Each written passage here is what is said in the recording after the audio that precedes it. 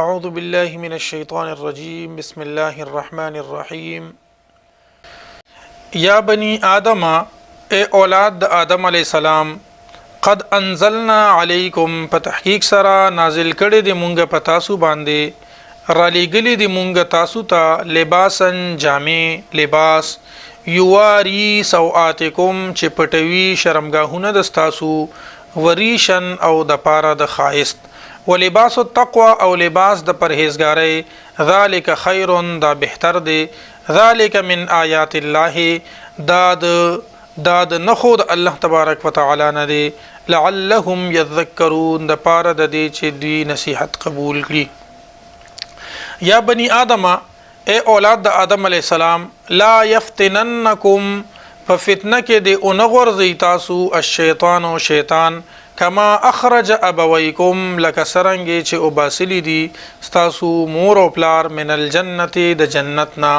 ينزع عنهما چې وباسي د دې دواړو نه لباسهما لباس د دې دواړو ليريهما سوآتهما چې ښکار کی دوی ته سترونه د دوی شرمګاهونه د دوی انه یراکم بشک ګوري دی تاسو ته انه یراکم هو بشک ګوري تاسو ته دی وقبیله او قبیله د من حيث لا ترونهم د داسې زینا چې تاسو نوینه دوی ان جعلنا الشیاطین بشک مونږه جوړ کړل شیطانان اولیاء دوستان للذین د هغه خلکو لا یؤمنون چې دوی ایمان نه لري واذا فعلوا فاحشه او هر کله چې وکړي دوی فاحشه یو کار د بی حیاي قالوا نوای دوی وجدنا علیها مونږ مندلی دی په دې باندې آباءنا پلاران خپل والله امرنا بها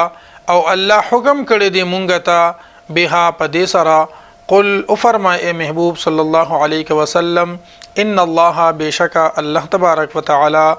لا یأمر حکم نکی بالفحشاء پکار د بی حیاي باندې اتقولون علی الله آیا وای تاسو په الله تبارک وتعالى باندې ما لا تعلمون هغه سوچ تاسو په نه پويږئ قل او فرمای محبوب صلی الله علیه وسلم امر ربی بالقسط ما ته حکم کړی دی زما رب په انصاف سره واقیموا وجوهکم او نیخ ساته خپل مخونه عند کل مسجد په وخت د هر منځ کې ودعوه او رابله هغه مخلصین له الدین چې خالص ساتون کې د هغه د پاره دین کما بدأکم لک څنګه چې هغه اول پیدا کړی تاسو تعودون نو واپس بشئ تاسو فریقا هدا یو ډلې ته هغه هدایت وکړو وفریقا او بل ډله حق علیهم الضلالة چې لازم شوی و په دوی باندې گمراهی انهم اتخذوا الشیاطین بشک دوی اتخذوا الشیاطین نیولیو دی شیطانان اولیاء دوستان من دون الله سوا د الله تبارک وتعالى نا ويحسبون او دوی ګمان کوي انهم مهتدون چې دوی په سم لار باندې دي یا بنی آدم اے اولاد آدم علیہ السلام خذو زینتکم واخلی تاسو زینت خپل یا خذو زینتکم اغوند تاسو جامع خپل خیسته جامع خپل